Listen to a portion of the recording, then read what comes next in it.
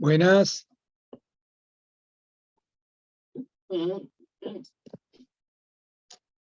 ¿Escuchan? ¿Se escucha ahí?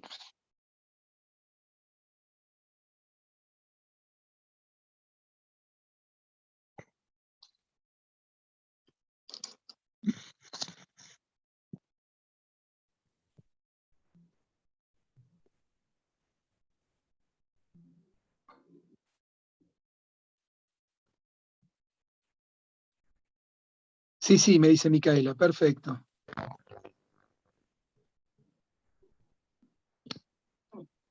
¿Quién está ahí? Karen, Francisco, Micaela, Mariana, Leandro. Bueno, esperamos 2 o 3 minutos más y arrancamos con la última clase, que ya viene el parcial.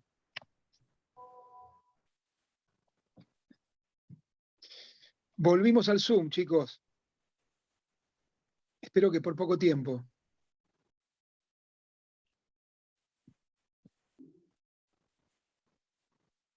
Bien. ¿Quién más está? Sofía, Ana. Tenemos que agregar alguno más y arrancamos. Ahora, llévame todas las almohadas que llevaste del departamento para allá. ¿Eh?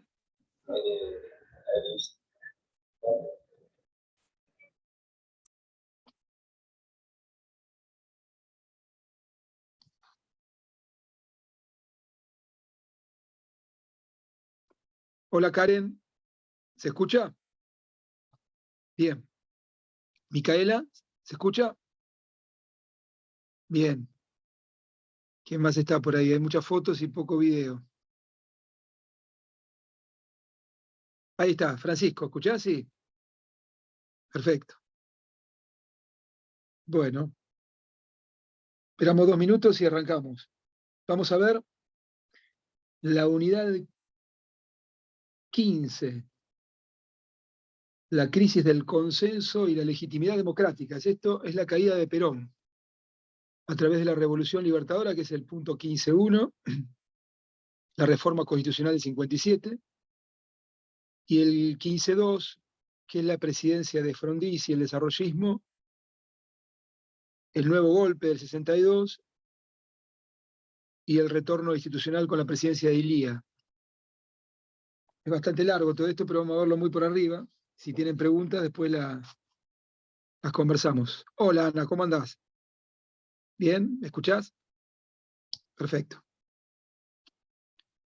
Bueno, ¿quién más está? Juan Jauregui. ¿Se escucha ahí? ¿Escuchás, Juan? ¿Sí? Sí, sí, todo bien. Bueno, perfecto. Karen también. ¿Quién más está? Sofía. Bueno. Muy bien. Llegaron hasta el peronismo ustedes, ¿no? La última clase. Hasta la Constitución del 49 de Perón, ¿sí? Sí, sí. Bien. Bueno.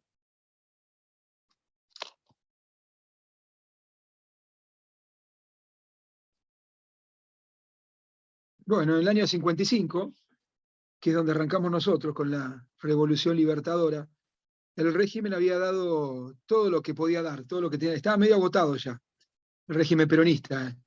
Económicamente se veía un proceso inflacionario cada vez más fuerte, la economía estancada, la economía estaba mal, y el gobierno poco a poco se volvió más represivo, no solamente a través de las limitaciones que había a ciertas libertades civiles, presos políticos, limitación para los partidos políticos para que puedan ejercer su función. El gobierno se hacía cada vez más duro respecto a la sociedad y respecto al resto de los partidos políticos. Contra el gobierno peronista, ya en su faz final, conspiraban fuertemente la Marina, ¿no? Parte, digamos, de las 3 fuerzas armadas que más antiperonista era la Marina, justamente, pero también los grandes medios, los que no habían sido confiscados por el gobierno, digamos, eran muy opositores contra el peronismo. Los partidos políticos tradicionales, que de alguna manera habían sido perseguidos, sobre todo algunos de sus dirigentes también, estaban actuando muy fuertemente contra el régimen peronista, la clase alta, la clase media alta, el poder intelectual también desafiaba al peronismo muy fuerte, sobre todo en la última época. Las universidades eran prácticamente todas antiperonistas, la Federación Universitaria Argentina, los chicos, los estudiantes, casi todos los profesionales, se habían vuelto muy antiperonistas en una sociedad que estaba muy dividida, ¿no? Muy agrietada, como se dice ahora.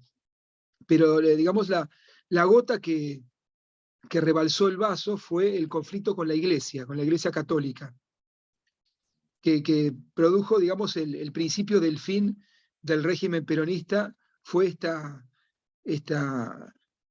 pelea que fue increyendo a lo largo de los años con la Iglesia católica. Los curas se habían convertido de alguna manera a través en las iglesias como de alguna manera se habían transformado en tribunas de crítica moral y política contra el régimen, ¿no? Por todos estos temas que había, por las persecuciones, por la pérdida de libertades. Pero en un determinado momento empieza, digamos, un tira y afloje y una pelea muy fuerte entre Perón, entre el régimen peronista y la Iglesia Católica. Perón en un momento suprime la enseñanza religiosa en las escuelas, tanto públicas como privadas, le saca subvenciones a las escuelas privadas, permite el ejercicio de la prostitución, deroga la ley de enseñanza religiosa. Es decir, se había llegado a un punto de no retorno entre la jerarquía eclesiástica, que en un determinado momento también lo expulsa, digamos, lo excomulga a Perón. Y como dijimos, las iglesias, las comunidades eclesiásticas se convierten en el principal opositor al régimen de Perón.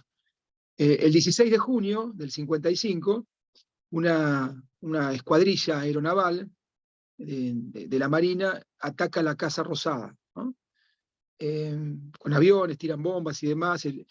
Fue una especie de revolución fracasada, pero digamos que demostraba que había una conspiración dentro, digamos, de las Fuerzas Armadas para derrocarlo a Perón. Un poco más adelante se produce este golpe o revolución, como se autodenominó el golpe militar, a través de un tal Isaac Rojas, que era un almirante de la Marina, y a través de Lonardi, el general Lonardi, en el ejército, ¿no?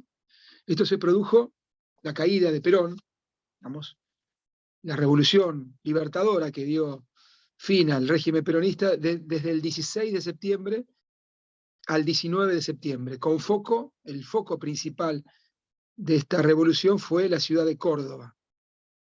Después se empieza a extender en otros lugares donde habían ejércitos en el país, pero digamos el foco principal fue en la ciudad de Córdoba, que produjo la renuncia de Perón, que se terminó exiliando en el Paraguay durante un tiempo, después se fue a España, pasó por Latinoamérica y demás.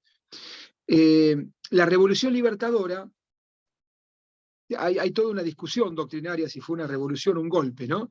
Hay algunos constitucionalistas muy conocidos, digamos, con muchos libros escritos como Vidar Campos o Linares Quintana, que hablan de una revolución más que un golpe, ¿no?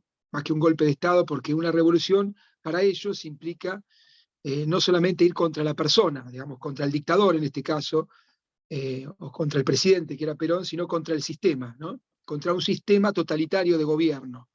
Lo que dicen estos autores es que fue justamente una revolución porque no se trató solamente de deponer a un presidente o a un tirano, como decían ellos, sino contra todo un sistema de gobierno totalitario que perseguía a los opositores, que restringía libertades, etcétera, etcétera. Es decir, estos autores dicen que la rebelión fue contra los abusos de un poder, ¿no? Contra el abuso de un régimen, y porque incluso, como vamos a ver en un rato, la Revolución Libertadora hablaba de provisionalidad, es decir, ya desde el primer momento habló de que iba a ser un gobierno transitorio, no permanente, ¿no? A diferencia de los golpes del 66 y del 76.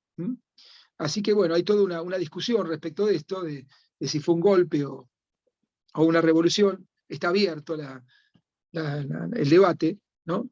Pero bueno, la cuestión es que Perón renuncia, se exilia primero en Paraguay, después termina en España, y Lonardi, que fue el jefe de esta revolución triunfante, hace una proclama pública donde digamos, justifica el golpe o la revolución.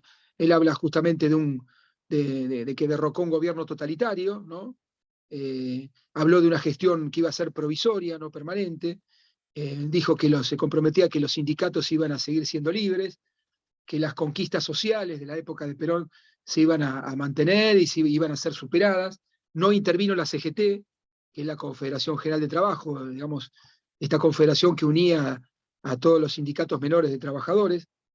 La idea de Lonardi en un primer momento, por eso digo, hubo dos etapas. La primera etapa con Lonardi fue un poco más amigable al peronismo, ¿no? Habló justamente de unir a la sociedad, formó un gabinete de unión nacional con nacionalistas, con liberales.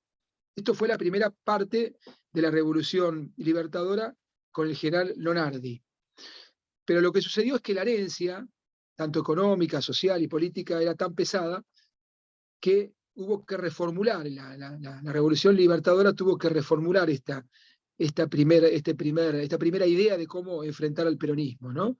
El peronismo había dejado, como vieron ustedes en la clase pasada, un Estado sumamente sobredimensionado, grande, porque se empezó a ocupar de áreas que habitualmente el Estado no hacía, ¿no? Por ejemplo, el transporte, las comunicaciones, los medios de comunicación, algunas industrias. El Estado había avanzado, había incluso estatizado algunas de estas empresas que pasaron a ser empresas públicas, sobre todo ferrocarriles, todo lo que tenía que ver con la energía.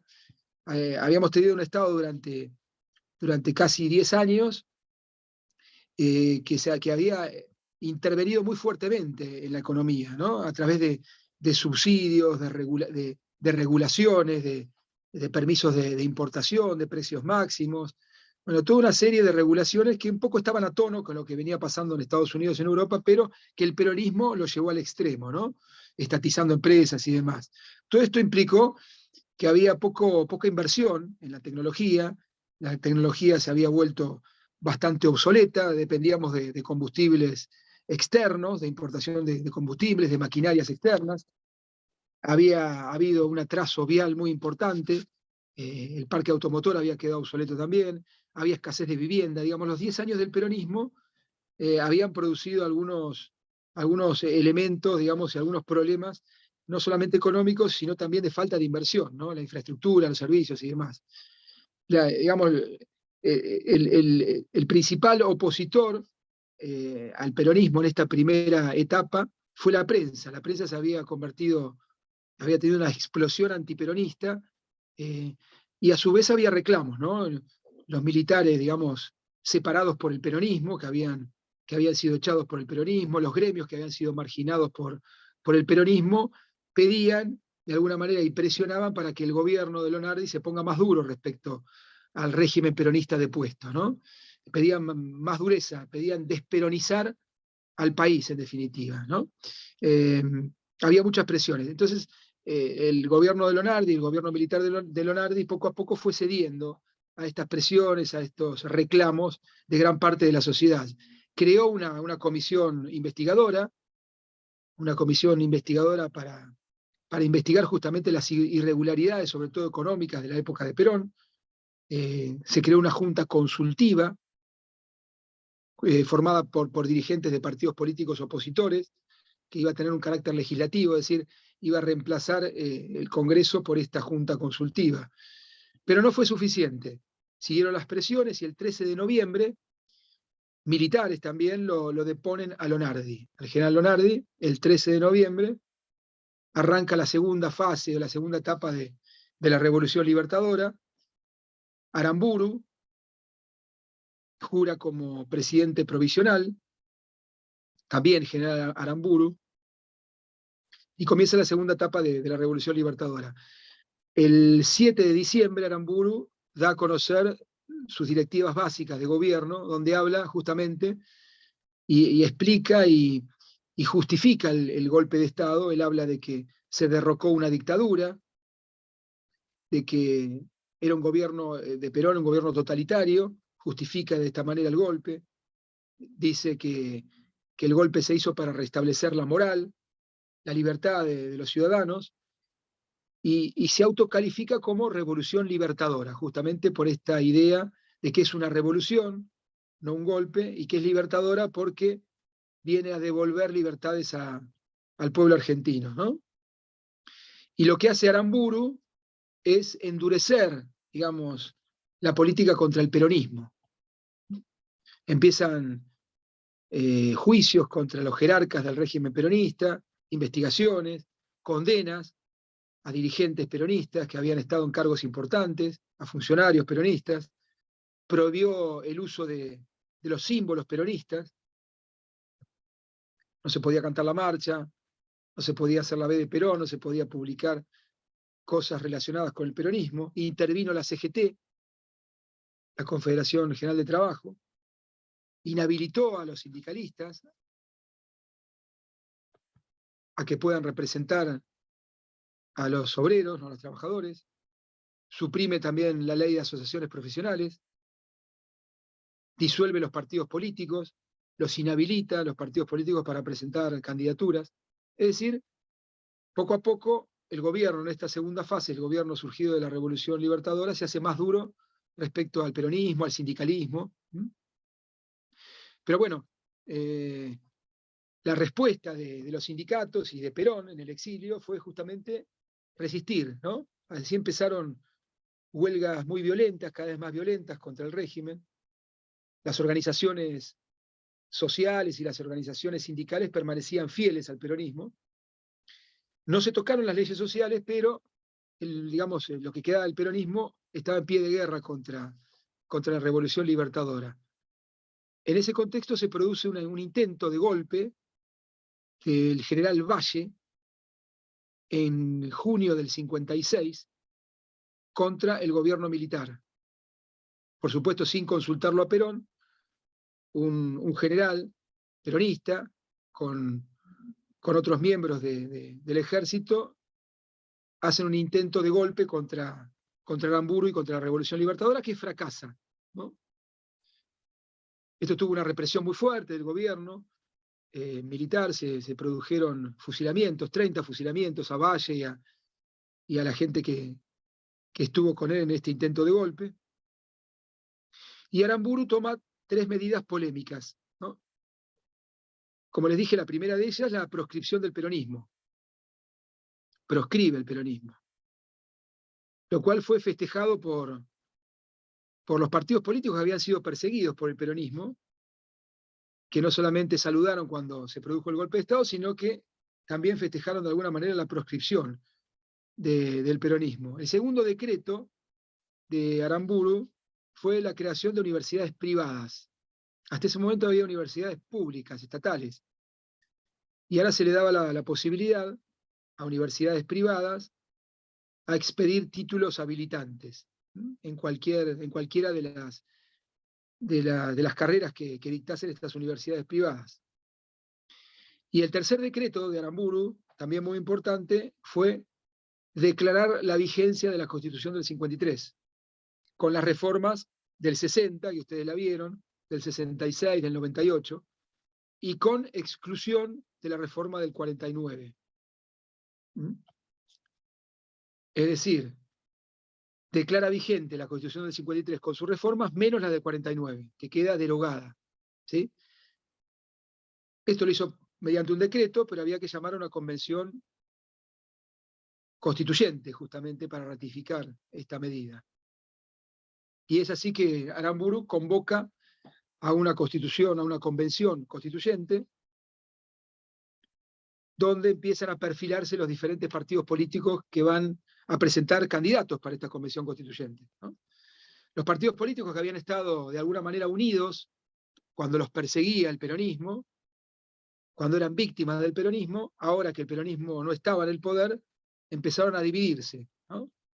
Antes habían estado proscriptos, limitados, y ahora con la desaparición del peronismo se empiezan a dividir. Los conservadores, diferentes partidos conservadores se dividen, los socialistas se dividen, la Unión Cívica Radical se divide, en vistas de la próxima elección, de las próximas elecciones, porque iba a haber elección de convención constituyente y después elecciones generales. Y la Unión Cívica Radical, a través de su máximo organismo, que es la Convención Nacional del Radicalismo, proclama como candidato a Frondizi. Frondizi forma la Unión Cívica Radical Intransigente.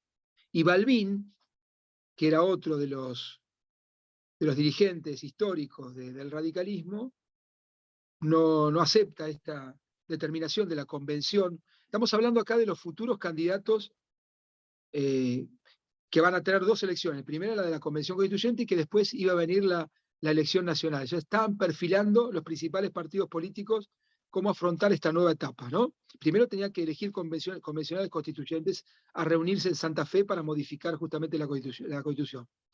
Y ahí se produce esta ruptura de todos los partidos políticos, sobre todo el radicalismo, que era el partido opositor principal, entre Frondizi, por un lado, que forma la Unión Cívica Radical Intransigente, y Balbín, que forma la Unión Cívica Radical del Pueblo. Perón, desde el exilio, sigue enviando señales de resistir, ¿no? Hace críticas muy fuertes al gobierno de la Revolución Libertadora, promueve huelgas, sabotajes, trata de mantener la organización peronista y proclama la abstención en estas próximas elecciones de la Convención Constituyente que se reúne el 1 de septiembre en Santa Fe. Del 1 de septiembre al 1 de noviembre, la Convención Constituyente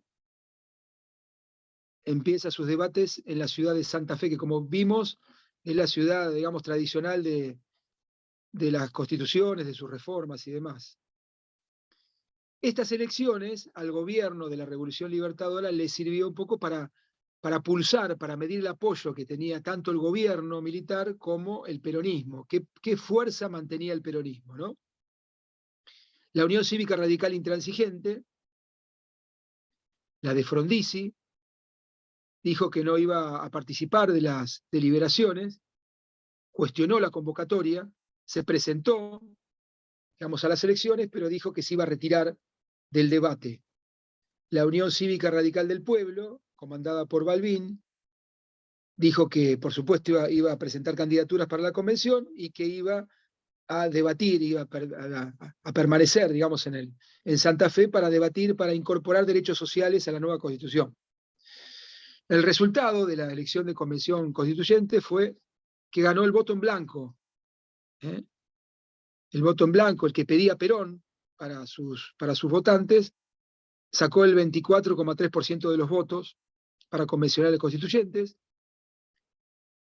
Balbín, un sector del radicalismo, Unión Cívica Radical del Pueblo, sacó 24%, 75 convencionales, y Frondizi, que había anticipado que se presentaba a las elecciones, pero que después iba a abandonar el recinto y las deliberaciones porque cuestionaba justamente la convocatoria, sacó el 21,2%, es decir, 77, algunos convencionales más que Balbín. ¿Qué hizo la Convención Constituyente? Debatió, por supuesto, durante 2 meses, declaró vigente la Constitución del 53, excluyendo la Constitución del 49, y adiciona, como ustedes saben, el artículo 14 bis. 14 bis, que es el que se incorporó en la reforma del 57 y que incorpora los derechos del trabajador, las obligaciones del Estado, etcétera, etcétera.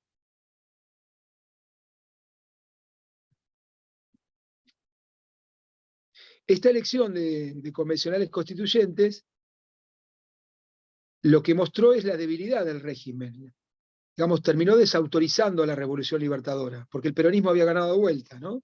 El peronismo, Perón, desde el exilio que había mandado a abstenerse, a votar en blanco, terminó de alguna manera más arriba que el resto de en la elección, en los datos, en las cifras de elección, arriba del resto de los partidos políticos. Por lo cual, 2 días después de la elección, el gobierno convocó a elecciones nacionales para elegir a un nuevo presidente.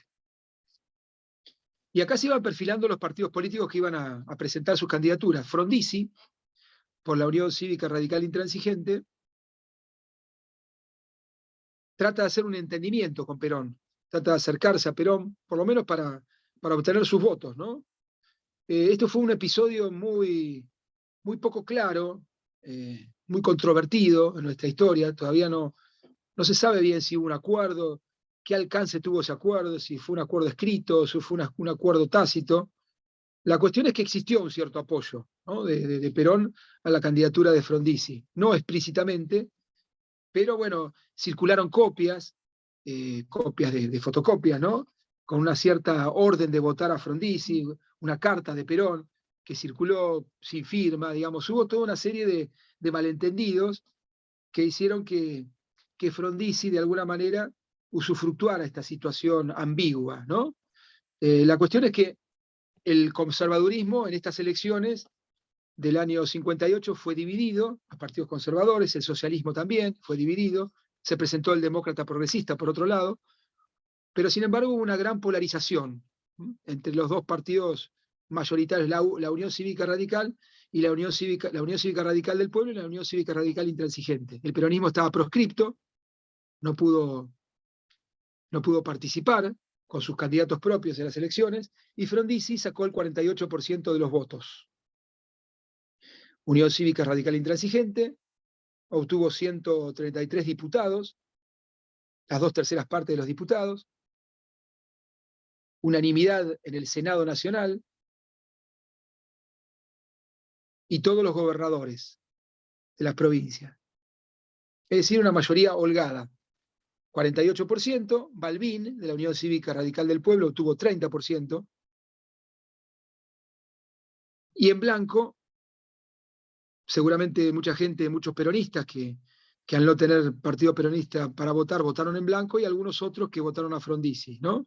Con esta confusión, esta situación ambigua que hubo de apoyo o no apoyo a Frondizi. Y es así como Arturo Frondizi llegó a presidente a los 49 años de edad, con apoyo del peronismo, en forma implícita, y se propuso desde el primer momento varias cosas. Primero, el desarrollo del país vía la sustitución de importaciones, que se llama, ¿no? ¿Qué implicaba esto? Que se trataba de hacer la mayor cantidad de bienes en el país para no tener que importarlos, ¿no?, para no tener que pagar con dólares. Eso es sustitución de importaciones. Apunta Frondizi al mercado interno, al consumo a través del mercado interno, a la industrialización,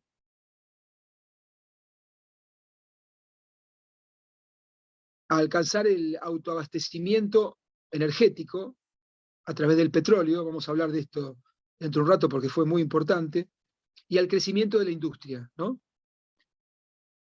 Por eso después su movimiento deja de llamarse Unión Cívica Radical Intransigente y se empieza a llamar desarrollismo, ¿no? Porque él cree en el desarrollo de las industrias, sobre todo las industrias siderúrgica, petroquímica, automotriz, que necesitaban, como les dije antes, necesitaban el acero y el carbón, necesitaban una industrialización para poder desarrollarse. Y a esto apunta Frondizi, al desarrollo interno, ¿no? La primera medida que toma Frondizi es un aumento salarial del 60% para todos los trabajadores. Veníamos de una situación de fuerte expansión monetaria e inflacionaria, así que un 60% de alguna manera recomponía los saberes, los salarios. La segunda medida, que también va a provocarle problemas con los militares, es la amnistía, ¿no? La amnistía al peronismo. Permitió los símbolos del peronismo y le permitió legalizar la actividad del partido peronista. Y la tercera medida importante que toma Frondizi en los primeros días es permitir contratos con empresas extranjeras, sobre todo petroleras. Frondizi había escrito en el año 54 un libro por el cual se había hecho muy famoso, que se llamaba Petróleo y Política, del año 54, justamente, que decía todo lo contrario que estaba proponiendo ahora. Decía que el desarrollo petrolero tenía que hacerse con capitales locales, no con empresas extranjeras, Pero cuando llegó al gobierno, hizo todo lo contrario, ¿no? Justamente, por eso no tuvo tampoco el apoyo del Parlamento, lo tuvo que hacer a fuerza de decreto, digamos, esta posibilidad de que vengan empresas extranjeras, sobre todo americanas, a invertir, ¿no? A sacar petróleo, a explorar, y a extraer petróleo y a producirlo, ¿no?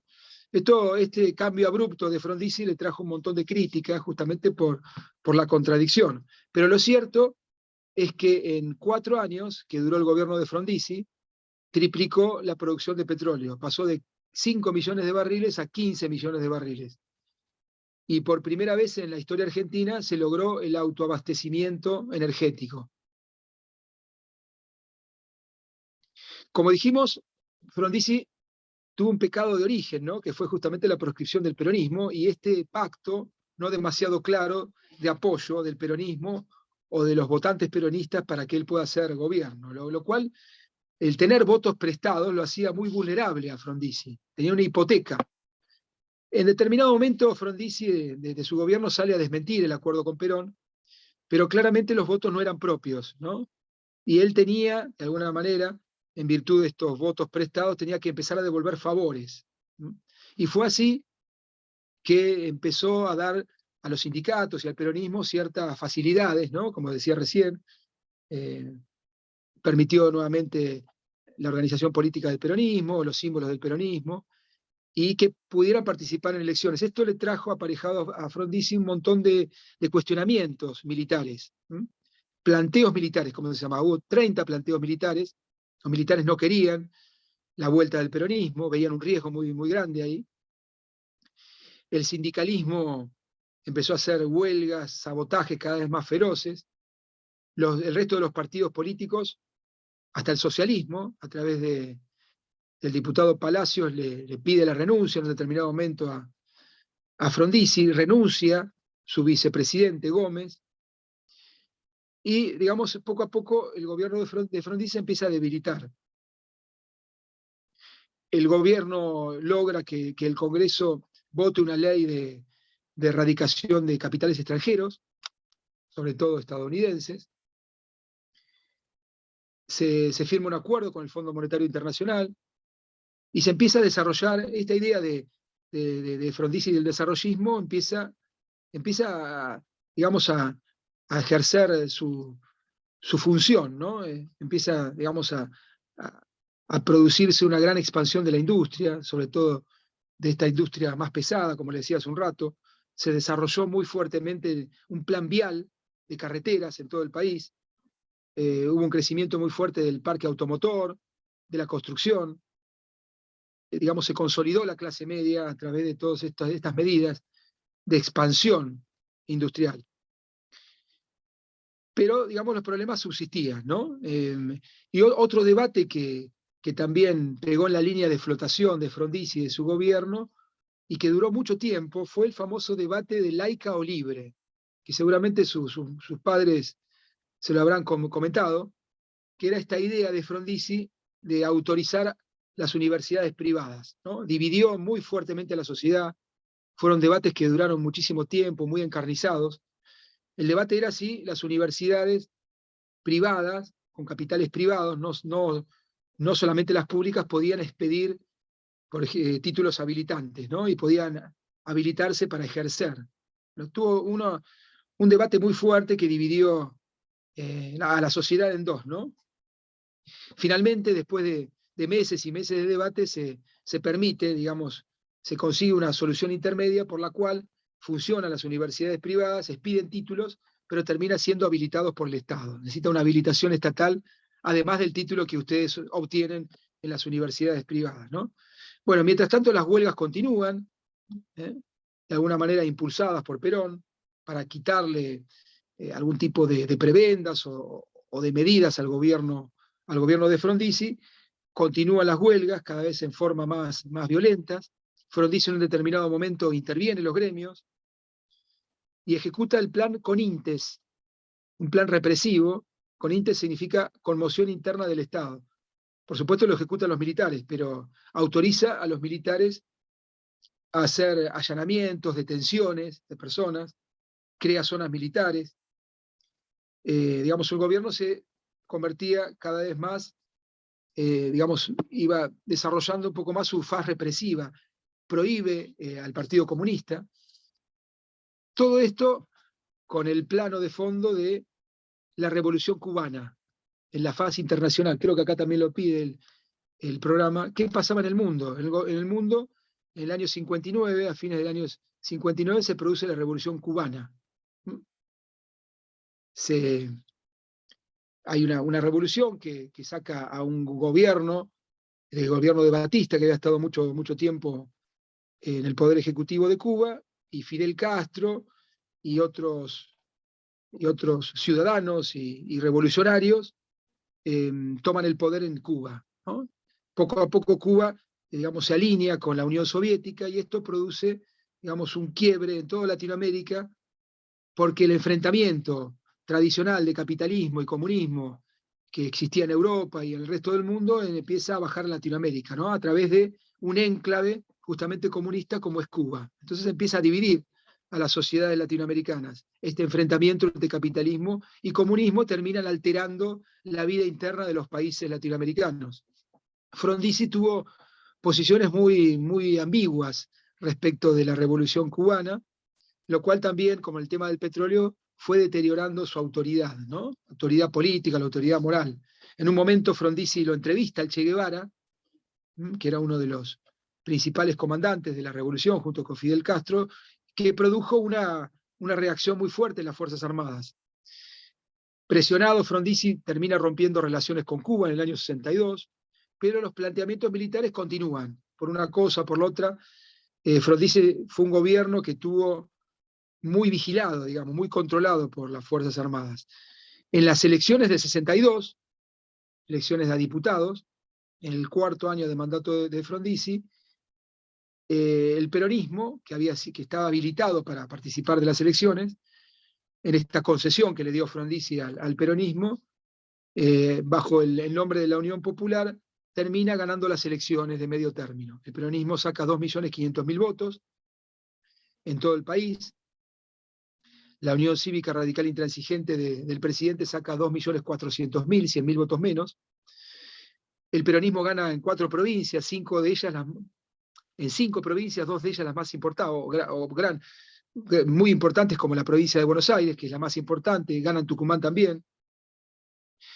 Y por supuesto, los militares lo conminan, digamos, a Frondizi a que anule las elecciones donde ganaron los peronistas las gobernaciones, sobre todo en Buenos Aires y en Tucumán.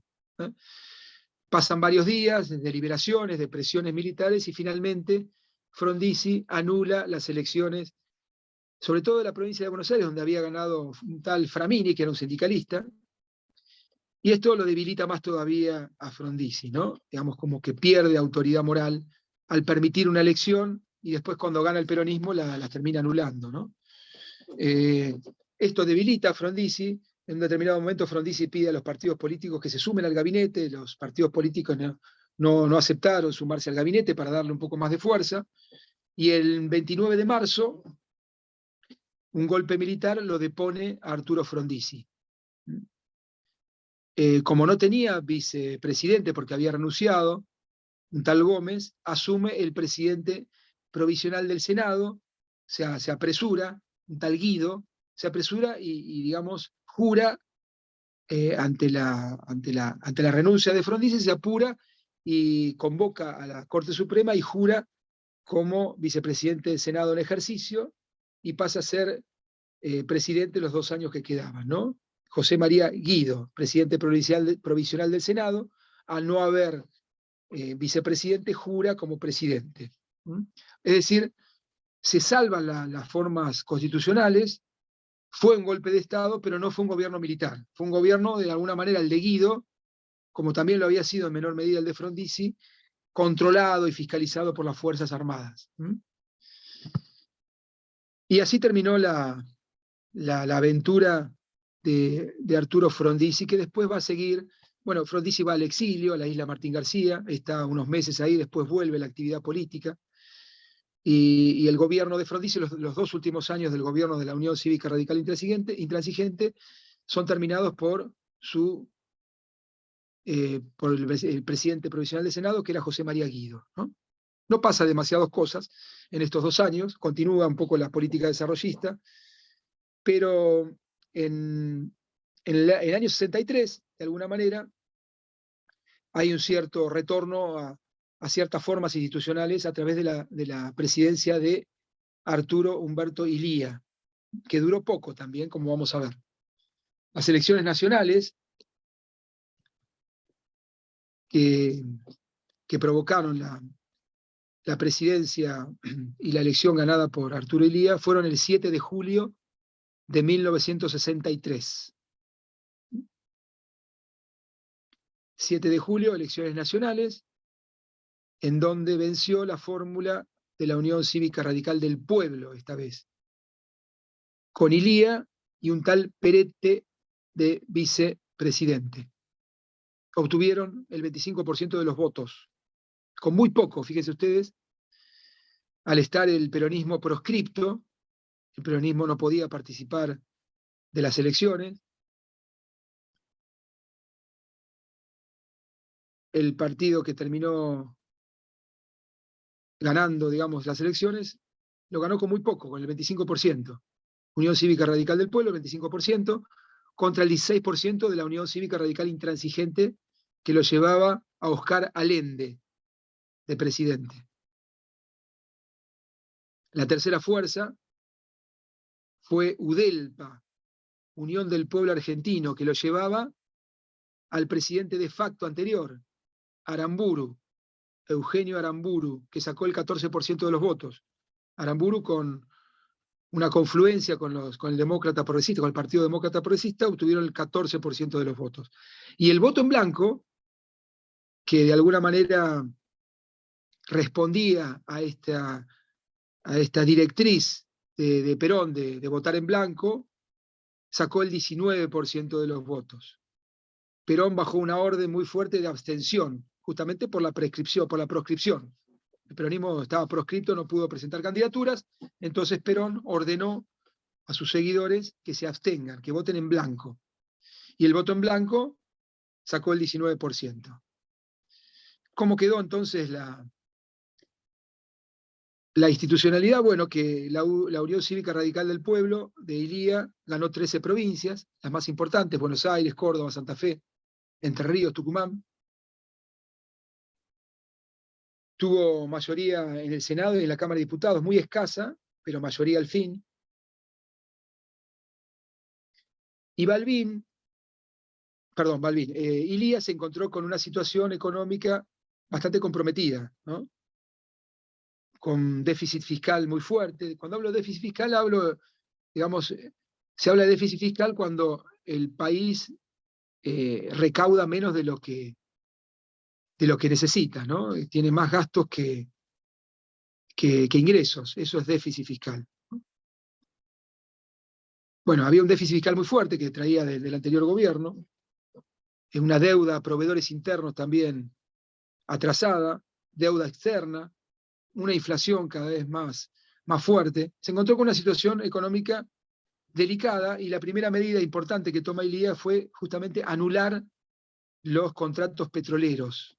Estos contratos petroleros que habían sido un poco el baluarte de la presidencia de Frondizi, que habían permitido triplicar la cantidad de barriles que producía el país y que había llevado al autoabastecimiento petrolero, bueno, y que eran contratos con 13 compañías extranjeras. Illia, por una cuestión ideológica, si se quiere, los deja sin efecto, los deroga, los anula, los contratos petroleros, entre YPF y 13 compañías extranjeras, lo cual trajo un montón de problemas económicos, no solamente económicos, sino también políticos con Estados Unidos. La mayoría de las empresas eran de capitales estadounidenses, ¿no? La CGT, como les dije, era la unión de los sindicatos, empezó un plan de lucha muy fuerte, justamente por insistencia y por pedido de Perón, para presionar al gobierno, para que el gobierno levante la proscripción. Empezaron huelgas, paros, tomas de fábricas. Gran parte del gobierno de Illia estuvo asignada por este plan de lucha cada vez más fuerte del peronismo y de los sindicatos, ¿no? Las Fuerzas Armadas, otro factor de poder importante que había intervenido en los últimos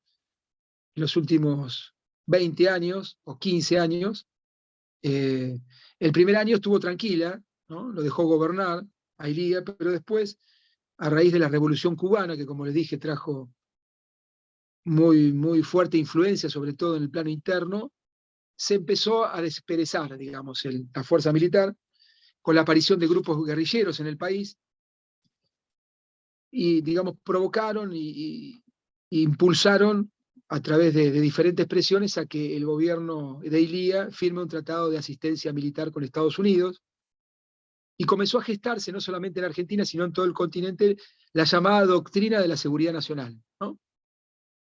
Doctrina de la seguridad nacional, un poco bajada por Estados Unidos y absorbida por los gobiernos latinoamericanos que veían, digamos, la expansión del comunismo a través de Cuba, y los militares americanos, latinoamericanos, empezaron a suscribir a esta doctrina de la seguridad nacional para enfrentar al comunismo en Latinoamérica, básicamente. A todo esto, en el año 64, se produjo un golpe militar en Brasil, acá nomás, vecinos nuestros, que duró como 20 años, 21 años, en el año 64, que de alguna manera resultó un modelo político atractivo para los militares argentinos, ¿no? Vamos, los gobiernos haciéndose cargo, no en forma transitoria, sino permanente, de los destinos de un país. Esto pasó en Brasil, y los militares argentinos lo empezaron a ver con cierta simpatía, este modelo. Las elecciones del 65, elecciones de diputados, con el levantamiento justamente que Ilía, a través de todas estas presiones, terminó produciendo, que es el levantamiento de la proscripción del peronismo, la Unión Popular, que era el nuevo nombre del peronismo, triunfó en estas elecciones nacionales con el 30% de los votos. Primera minoría, 30%, el peronismo. Segunda minoría, la Unión Cívica Radical del Pueblo, de Ilía, con el 28.4%, es decir, una derrota ante el peronismo. El peronismo, que tenía pocos diputados porque había estado proscripto, y que tenía algunos diputados de algunas provincias que habían entrado por partidos neoperonistas, pasaron de 8 diputados a 52 diputados en la Cámara de Diputados. Y Ilía, después de esta derrota, se vio gravemente debilitado. Continuó el debilitamiento por la oposición cada vez más férrea del peronismo. El peronismo lo acusó durante todo el mandato a Ilía de ilegítimo, porque había ganado las elecciones nacionales, digamos, con el peronismo proscripto. El peronismo no había podido participar. Entonces lo que decía el peronismo era que Ilía era un gobernante sin legitimidad, ¿no? Porque había ganado porque lo había sacado de la cancha justamente de la participación electoral del peronismo. Y los militares empezaron cada vez a ejercer más presión sobre el gobierno civil. También los sindicatos, por supuesto, como ya les dije, siguieron con las huelgas, siguieron con los paros, con tomas de fábrica. Los empresarios y los medios acusaban al gobierno de Ilía de cierta lentitud, ¿no? Le pusieron un mote, la tortuga a Ilía, porque era un gobierno con graves problemas de funcionamiento, ya sea porque no tenía mayorías o porque había perdido mayorías en las cámaras, y por la misma característica de su gabinete y la misma característica de la personalidad de Ilía, hacían ver como que era un gobierno muy lento, que no tomaba decisiones, que le costaba, digamos, tomar decisiones fuertes, y digamos, se empezó a acentuar esta idea de que era un gobierno inmóvil, en definitiva, ¿no? Muy lento. Las huelgas continuaron, como le dije recién. Los militares hablaban digamos, en los medios de comunicación directamente de vacío de autoridad, ¿no?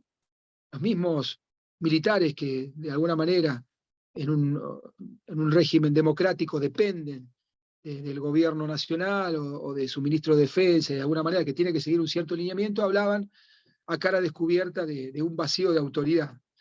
Es decir, se estaba produciendo un golpe de Estado anunciado, digamos, en partes, ¿no? Todo el mundo ya pronosticaba cuándo se iba a producir un golpe de Estado, ¿no? Y el golpe de Estado finalmente se produjo el 28 de junio del 66. ante una pasividad civil asombrosa. Nadie levantó, no un arma, sino, digamos, ni siquiera una crítica. La sociedad civil era como que ya veía que el gobierno no tenía soluciones y esperaba un golpe de Estado, que finalmente se dio el 28 de junio, a diferencia de los golpes anteriores, y igual que el golpe del 76, fue dado por los tres comandantes de las tres armas. Y se llamó Revolución Argentina, se autodenominó. En vez de golpe de Estado, el golpe se llamó Revolución Argentina, fue dado por los tres comandantes en jefe de la Marina, del Ejército y de la Aeronáutica, y lo impusieron a Onganía como presidente, sin plazos. Onganía iba a durar lo que debía durar. No iba a tener el carácter de provisorio como había tenido los gobiernos militares anteriores. Redactaron un estatuto que lo ponía por sobre la Constitución Nacional, pero todo eso después lo van a ver en la próxima clase cuando vean el gobierno de la, ¿cómo se llamó?, de la Revolución Argentina, ¿no? De 1966 a 1973. Duró 7 años este gobierno, que tuvo un gobierno surgido a partir del golpe, que tuvo varios jefes militares o varios presidentes, si se quiere llamar así. El primero de los cuales fue Onganía, que fue el que más duró de ellos. Bueno, chicos, preguntas. ¿Alguna duda? Este es el punto 15.1 y 15.2. No mucho más de Ilía, fue lo que vimos. Fue un gobierno que lo principal que produjo fue justamente la derogación de estos contratos petroleros, que tuvo un crecimiento económico importante durante 2 años, se creció al 10, al 9%, pero que tuvo problemas económicos con inflación y algunas cuestiones de déficit fiscal y demás, ¿no? Y que tuvo problemas con el resto de los actores políticos, con los militares, con los sindicatos. Perón desde el exilio ejercía, digamos, una influencia muy fuerte sobre los sindicatos y sobre lo que quedaba del partido peronista, y le hicieron la vida bastante difícil a Ilía, ¿no? Así que Ilía tuvo que lidiar con estos dos factores de poder muy fuertes, que fueron los militares y los sindicatos y de alguna manera el peronismo. ¿Preguntas, chicos? ¿No? Hagamos lo siguiente. La Yo semana tengo que viene. una pregunta. Dale. ¿Quién habla? ¿Quién es el actor que derroca a Ilía? ¿O cómo es que...? No, digamos, el actor fuerte, digamos, que era el jefe del ejército, era Onganía. El jefe de las tres fuerzas, ¿no? El Onganía. jefe. Sí, Onganía. Pero fue un golpe, a diferencia de los golpes anteriores, fue un golpe concertado y orquestado por las tres Fuerzas Armadas.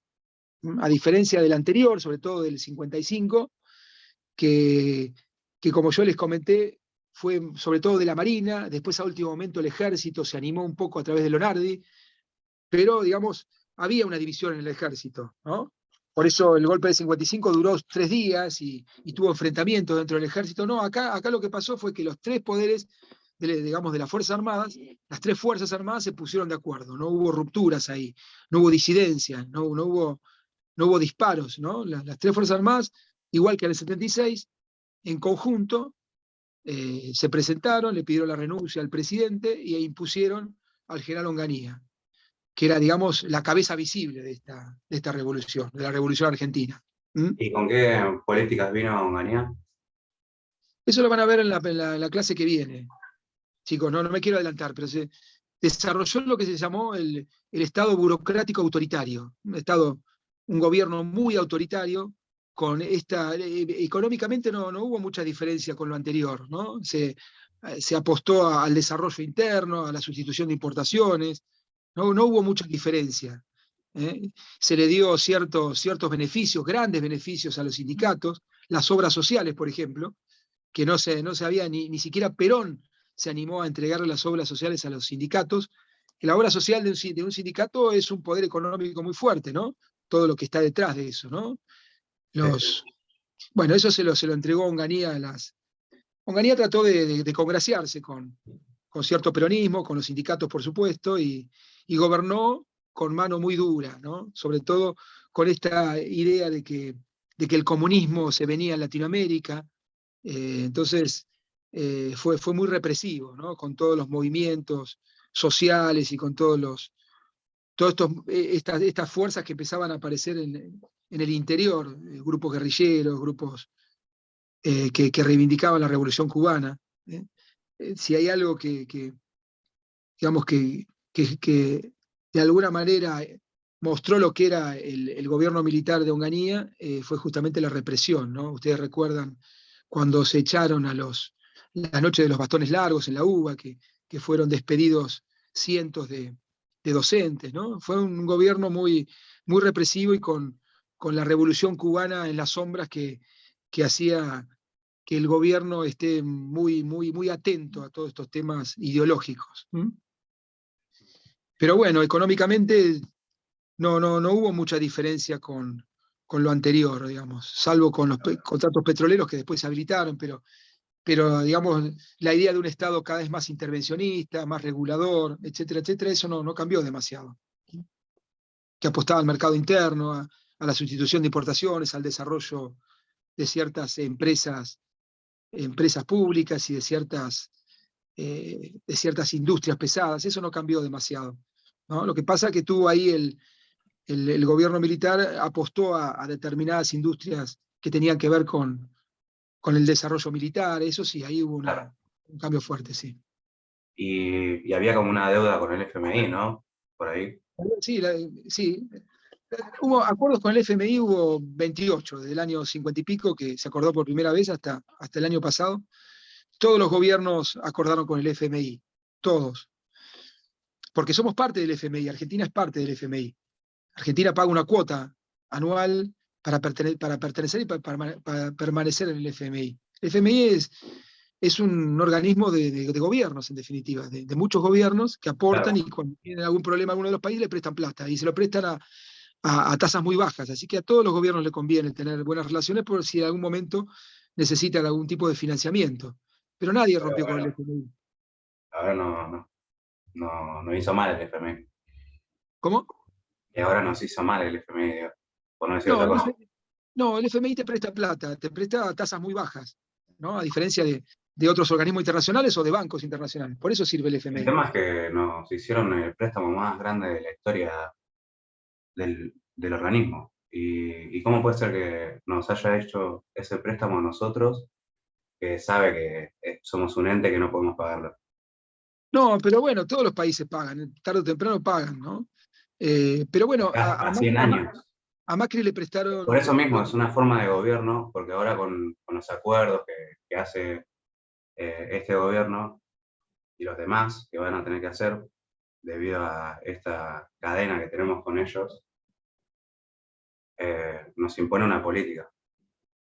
No, la política que tenés que imponerte, que el FMI te impone, es de que le devuelva la plata, ¿no? Yo No, si te pero presto. como que Está quiere bien, garantizar pero, cierto... escúchame, pará, nos estamos yendo de tema, no sé con quién estoy hablando. ¿Con quién hablo? Conmigo, Santiago. Santiago, escúchame, Santiago, si yo te presto plata a vos, 10 pesos, y, no me lo devolvés, y mañana te pido que me lo devuelvas, y vos me decís, no tengo, prestame más plata, y yo te presto 10 pesos más, y vos te vas al casino o te vas a comprar un tequila, ¿viste? En un momento te digo, che, escúchame, si vos querés que yo te siga prestando plata, vos hacés las cosas que tenés que hacer, empezá a trabajar, empezá a portarte bien, Sí, no te endeudes, eso es lo que pide, digamos, cualquier organismo de crédito o cualquier banco, que no... claro, pero que te- bueno, pasan y los sí, gobiernos que son completamente distintos y, sí. y seguimos con medio que es una especie de trampa. No, la trampa, Porque, porque el ¿quién problema regula acá, eso? no, pero el Macri problema, reguló eso y nos hizo el problema que tiene la Argentina, tarjeta. el problema que tiene Argentina, que es histórico, para que estoy, me siguen viendo ustedes ahí? ¿Me ven? No, no. No, no. No me están viendo. Bueno, porque no sé qué toque acá. Esperen un minuto. No se te ve. No se me ve, bueno, disculpen, ahí estoy de vuelta. Ahí está. No, el problema de fondo de la deuda argentina, tenemos deuda con el Fondo Monetario, pero también tenemos deuda con el Banco Mundial, con el BID, tenemos deuda privada, tenemos deuda con organismos privados, con bancos privados. Es un problema que se remonta hace 70 años atrás, que vuelvo a repetir, que ya lo vimos acá con Perón, lo vimos con Frondizi, lo vimos con Ilía. es que Argentina gasta más de lo que produce o de lo que recauda, ¿no? Si vos en tu casa ganás 10, no podés gastar 12 todos los meses, porque en algún momento ese 2 que te queda ahí se lo tenés que pedir a alguien. Primero se lo pedís al almacenero que te lo fía. A la semana siguiente se lo pedís a un familiar que te presta. Después se lo pedís a un amigo que te presta. Y después a un banco que te termina prestando. Y terminás con Sí, una deuda enorme. Pero pará, déjame terminar de hablar. La deuda esa la generamos nosotros, los argentinos, porque vivimos más allá de nuestras posibilidades. Eso es el populismo. Cuando vos no podés, digamos, cancelar tus deudas, es porque previamente te endeudaste. Lo que hay que hacer es no endeudarse, chicos. Ustedes en su casa no gastan más del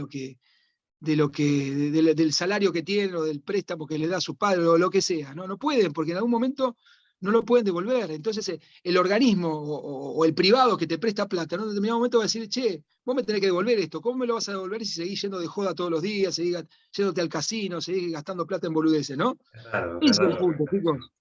Es Pero raro lo que ese, estás diciendo porque Japón, por ejemplo, Japón es el país más endeudado del mundo. O está bien, Estados pero la Unidos. gente le presta, está bien, pero a Japón le presta porque son Pero la creíbles. gente de Japón No, pero también está vive bien. de joda. Pero los japoneses son creíbles, pagan sus Vete como deudas. los argentinos. Pero nosotros caímos en 9 defaults. 9. ¿Qué es el Es default? porque Es vienen cuando. gobiernos Pero corruptos, como el de pará, déjame terminar de hablar. Un default es cuando el gobierno, o cuando vos particular, dejás de pagar lo que tenés que pagar. Decís, me declaro en cesación de pagos, no pago más. Como hizo Argentina en el 2001, que aplaudió, ¿se acuerdan del default? Bueno, cuando pasa eso, los países se vuelven poco creíbles, entonces no le presta más nadie. No, no No le presta pasó nadie. eso. No, o sea, No, pero a lo Japón que le presta, pasó porque, fue que el no, pero FMI pará, ya no nos pero quería prestar más plata, a Japón le prestan, porque porque ya Japón es un. no Pero, teníamos cobertura. Porque escuchame, ¿qué pasó con Menem? pero Menem escuchame, lo que hizo fue, ¿no me pero dejas hablar? escuchame. A Japón le prestan porque Japón es un país serio, porque honra las deudas, porque se endeuda muy poco y después, porque lo puede pagar, porque tiene una estructura de país que puede pagar las deudas que tiene, ¿no? Es lo mismo que prestarle a un borracho y prestarle a un tipo serio. Un tipo serio siempre va a tener crédito. Es que El nos borracho, manejamos como un borracho en la época de exactamente, somos Menem. borrachos, exactamente, En la somos época de borrachos. Menem, en los 90, No, desde sí, fue Perón viene un esto. despilfarro, porque, escúchame, escúchame, No. escúchame. El borracho que dice, no tengo más El- plata para comprar alcohol, vendo las cosas que tengo para empezar a comprar más alcohol. ¿Qué hicimos nosotros? Vendimos las empresas sí, que pero las empresas, garantizaban un ingreso pero bueno, importante, pero los volvamos a lo anterior. ferrocarriles, un Vol- montón de cosas re importantes para la producción. Pero está bien, pero ¿Para qué? partimos, Para préstamos. partimos del problema de que el déficit fiscal es la madre de todos los problemas. El déficit, lo que te genera que tengas que endeudarte es el déficit. Los ferrocarriles que decís vos tenían 70.000 empleados. 70.000 empleados. Cuando se privatizó, empezó a funcionar con 4.000 empleados. ¿Qué significa esto? Que había 65.000 ñoquis, amigos de los gobiernos, que estuvieron durante Qué raro, 60 años ñoqui. cobrando plata sin laburar. Eso Bueno, significa. ahora tenés 4.000, No, pero fíjate pero la para, red ferroviaria que tenías eso hoy es en déficit día. fiscal. Esa es la madre de los problemas. Si vos querés terminar con el déficit fiscal, no podés tener empresas públicas que gasten plata, porque como Aerolíneas Argentinas, por ejemplo, que gasta $2 millones por día, y que después no tenés cloaca acá, a 4 cuadras acá no hay cloacas, y el país está gastando plata en tener una aerolínea de bandera. Eso te produce déficit fiscal, ¿no? La madre de los problemas es el déficit fiscal. Cuando vos no tenés déficit fiscal no te endeudás, vivís con Lo que lo que pasa es que producís solamente. Pero Japón esto y viene hace, Estados pero Unidos bueno, pero también Japón tienen no tiene déficit problema. fiscal. No tiene problema porque Tenemos que ellos lo entrar en pueden el pagar, debate, pero lo pagan eso. de cómo financiás ese déficit. ¿Cómo lo haces? ¿Con inflación? ¿Con Bueno, préstamos? acá es con un poco de todo. Japón no necesita eso. Japón, digamos, hay privados Japón lo que le hace con prestan, préstamos. pero le prestan los privados y le prestan a tasas muy bajas. Nosotros tenemos que recurrir a, cuando le pedimos a Pero no sabés Venezuela, por por qué le ejemplo, prestan también. cuando Néstor Kirchner Creo que canceló la deuda con el FMI, ¿se acuerdan ustedes 2006, 2007? Le tuvo que ir a pedir sí. plata a Venezuela, al gobierno de Chávez, que le prestaba 14%, 14 anual de interés, cuando el Fondo Monetario te estaba prestando a 4, ¿no? Eso pasa con los problemas los países poco creíbles como nosotros. No nos presta nadie, y cuando nos prestan a intereses siderales, que no Pero se pueden, que escuchame, ¿en qué nos siguen momento generando más fue deuda. que Pero de cualquier manera, chicos, para no irnos a una discusión eterna, el problema que tenemos nosotros en Argentina, como lo venimos viendo las últimas clases, es el déficit. Argentina tiene mucho déficit, no puede vivir con este déficit, no puede gastar más de lo que produce. Esa es la raíz del problema. A mí me encantaría que a todos nosotros que no tengamos un país endeudado, pero la deuda la ha generado justamente eso, digamos, tenemos millones de planes sociales, tenemos un montón de problemas que hacen insustentable al país, ¿no? Pero bueno, chicos, vamos a un tema que ya estamos terminando. ¿Alguna preguntita más? La deuda que tomó Macri fue de 47.000 millones de dólares al FMI. Pero el otro día el gobierno de Fernández, el gobierno de Fernández tomó 45.000 millones de dólares de deuda con el FMI. No sé si se acuerdan ustedes que el debate que hubo en la Cámara de Diputados, ¿no? 45.000. Fue también un acuerdo con el FMI, eso, otro acuerdo con el FMI por deuda, en definitiva. No, lo que pasa es que había un vencimiento. Sí, claro, pero bueno, pero está bien. Pero fue pagar una ese toma de deuda. vencimiento, No, hay pero que está tomar bien. más deuda. ¿Por qué? ¿Por qué? Porque no tenés dólares para pagarlo. Pero ¿por qué no vas al privado entonces? ¿Por qué no le pedís a un organismo privado, a un banco? Porque no te esa da deuda, nada. lo que pasa es que esa deuda no se FMI hizo para invertir nada en Argentina. Porque el FMI, exactamente, se hace para pagar salarios, jubilaciones y para pagar para fugar todo. Gastos corrientes. Eso es lo que es el problema Argentina. Gasto corriente. No, con la deuda porque eso claro, no, porque vos tenés a Brasil, no por ejemplo, que se endeudó. Brasil se endeudó Vos en le la estás época de echando los la culpa a la militares. gente en lugar de los empresarios que fugaron toda la plata, hicieron negocio. No es así. Bueno, vamos a discutir. Listo, sigamos con otro tema, dale. Otra pregunta. Chicos, Bueno, ¿tienen igual alguna es pregunta? capaz No al molesta debate, más. pero bueno, qué sé yo. No, es que no voy a debatir con vos de este tema. No, digamos, vos me estás diciendo que se fuga la plata, pero no se fuga la plata. ¿Sabés lo que es la fuga Está de plata? comprobada la fuga de capitales. No, la fuga de plata es la plata que compra la gente, como le escapa al peso, porque el peso se derrite en el bolsillo de ustedes, lo están viendo todos los días eso. Tenemos 6% de inflación mensual. La gente agarra la plata, poca plata que agarra y se compra dólares. Y los dólares eso se lo pone debajo del almohado, del colchón o de la caja de seguridad. Eso es fuga de divisas. Eso es fuga de divisas. ¿Y vos crees que Eso se llama fuga de divisas, por la gente es sacar los dólares del funcionamiento normal de la economía, sacarlos del circuito y, digamos, atesorarlos, o llevárselos al exterior también, o vos crees ponerlos que en el la colchón? gente puede llevarlo al exterior? No, bueno, hay gente que la divisa? lleva al exterior y gente que la pone en el La colchón gente normal. y gente que la pone, pero sí, porque no te puedes quedar en pesos, tenés que ahorrar en dólares en este país porque no tenemos moneda, chicos. Yo no sé No si hay la gente moneda. normal, el grosso de Argentina, puede ¿Y vos hacer qué eso. haces con la plata? Si vos, decime una cosa, si vos mañana tenés Yo no soy el promedio de Argentina. No No, puedo. bueno, vos tenés un salario de lo que tengas. ¿Qué haces? ¿Te quedás con la plata? ¿Con el Sí, la peso te puedo quedás? ahorrar, la puedo gastar, puedo. Pero no la ahorrás en peso, nadie ahorra en peso, no se puede ahorrar en peso en este país. No se puede. Y bueno, entonces ¿qué haces? Comprás dólares. Y ¿Qué eso haces? fue. Un plazo Bueno, fijo por ahí. comprás dólares, comprás $2, $10 o $100, pero lo comprás. Porque no se puede ahorrar en pesos porque el peso no es reserva de valor en este Pero yo país. puedo ahorrarlo. Sí, todos los que pueden ahorrar hacen lo mismo. Lo Poca compran gente puede dólares. ahorrarlo. No es Todos el los que, promedio. todos los que pueden ahorrar, cualquiera que sea, compran dólares. Porque es la única reserva de valor. Porque la gente no compra bitcoins o oro porque no sabe, es muy complicado. Compra dólares. Por ejemplo, la economía de Bolivia funciona bien porque la gente banca el peso boliviano. Sí, porque no hay inflación. Pero acá tenemos una inflación del 70, 80 o 90% este año. Ese es el problema. ¿Qué lo produce la inflación? El déficit fiscal. Vuelvo a lo mismo. No es tan difícil, muchachos. Pero bueno. Bueno, hay distintas soluciones para solucionar el tema del déficit. Para mí, si vos tenés mayor ingresos a partir de empresas y tenés un mayor control de la economía, Chicos, Perón controla la economía y mirá cómo terminamos. Moreno. No teníamos un superávit. Chicos, escúchame, no hay ningún país que controle la economía como decís vos. Ninguno. Con Frondizi entramos en. Ninguno. Los ¿Pero países quién entró no. en la deuda con el FMI? Chicos, los países no controlan la economía. La economía tiene que ser libre. Los principales países. Eso es lo que decís vos. Los principales opinión. países.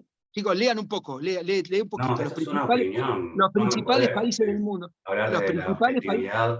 Los principales países del mundo no controlan la economía. ¿Cómo la que dejan no? libre. Estados Unidos, China. ¿Qué control de economía de Estados Unidos? Ninguno.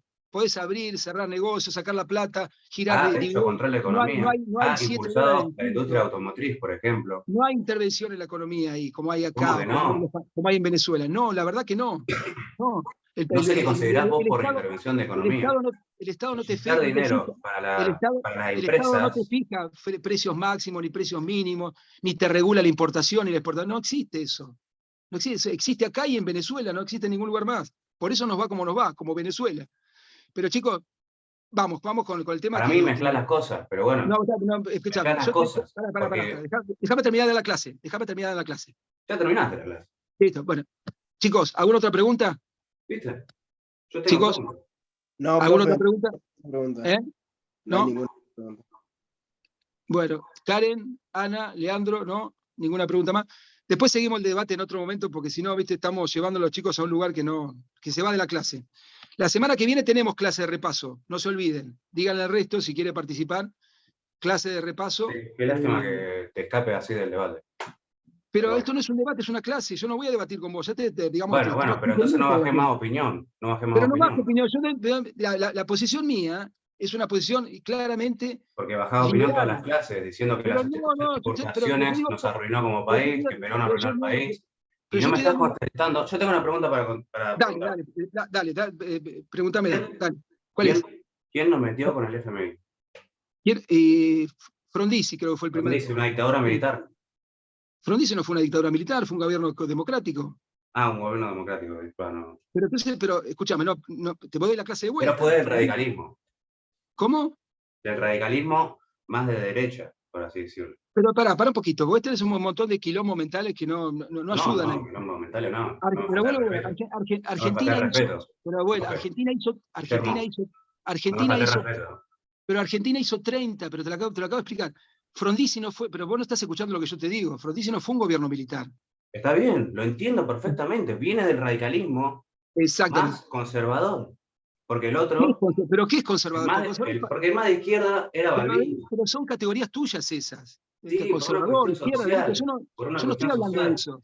Yo estoy hablando de temas bien concretos y puntuales. Si vos me decís que yo soy ideológico, yo estoy diciendo, acá hay un Viene de un déficit fiscal, sector hay distinto. inflación.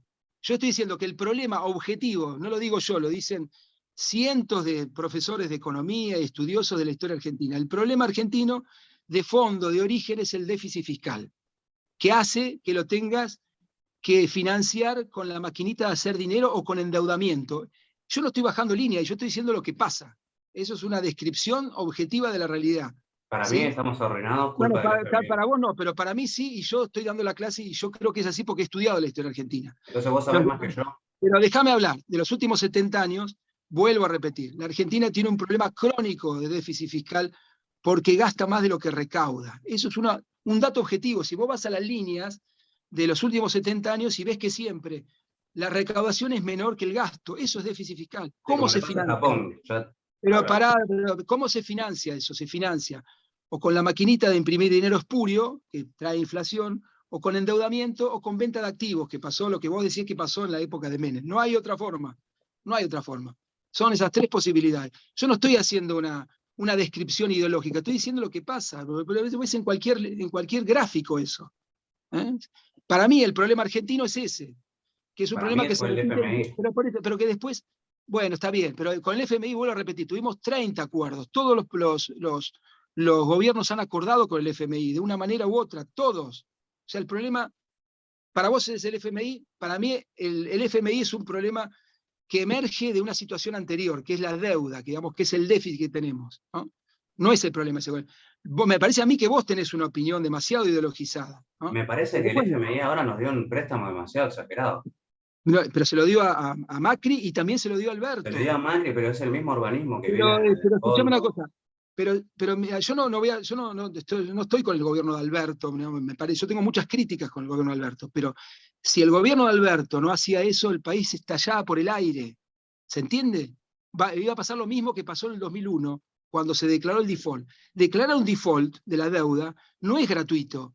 Te saca del mundo, digamos, te caes del mundo. Nadie te presta nada, no tenés forma de financiar las exportaciones ni las importaciones, no tenés crédito. Es lo peor que le puede pasar a un país. Y Argentina ya lo vivió un montón de veces eso. La última fue en el 2001. Y no sé si vos lo viviste en el 2001, pero fue una tragedia. La desocupación se duplicó, la Sí, pobreza pasó a 70% de pobres. Es una tragedia eso. La posibilidad que tenía Alberto es de no acordar con el FMI y vamos a terminar ahí. Exactamente. Hay veces que los países, cuando no tienen crédito disponible porque nadie le presta, que es el caso de Argentina actual, no el caso de Japón, tienen que acudir a estos organismos internacionales que te prestan plata y te la prestan a tasa de interés mucho más bajo que el resto. Eso también hay que decirlo. ¿Y quién Pero decidió los dueños, pero vos pones el FMI como si fuera el cuco. Vos decís el FMI es el cuco.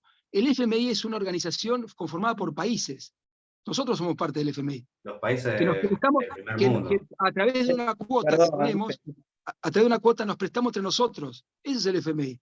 No es Nadie le va otra a cosa. dar la razón a nadie, no tiene sentido que siga esto. No, por eso. Bueno, yo te agradezco mucho el debate, chicos. Tienen volvemos. posturas muy diferentes y muy marcadas, así como que no. Está bien. Pero, digamos, yo tengo que decir lo que pienso a través de lo que he leído, digamos. Para mí es importante el mi debate. concepción, no, yo la respeto, por eso, digamos, me parece que está bien el debate. Pero mi opinión, por las lecturas y por todo lo que, Yo digamos... no quiero convergente de nada, vos. No, pero ya se no, Solamente quiero dar seguro. mi opinión. Yo tampoco. Y creo que vos das una opinión. No, pero Bueno, pero flojale, idiota. O sea, tampoco es el lugar para hacer un debate porque es una lo que yo clase quiero- y lo que nos yo sacás quiero- tiempo a todos de la clase. Chicos, Por lo que favor. yo quiero es poder dejar bien plantada mi posición, nada más que eso. Si quedó Y la clara, cosa ya terminó. fantástico. Es como Quedó todas las Listo, plantada chicos, la posición de los- no hace nos vemos la falta. semana que viene. Nos vemos la No. semana que viene. Chao, profe, nos vemos, chao. Chao. Chao, profe, cuídese. Chao, gracias. Hasta luego. Chao.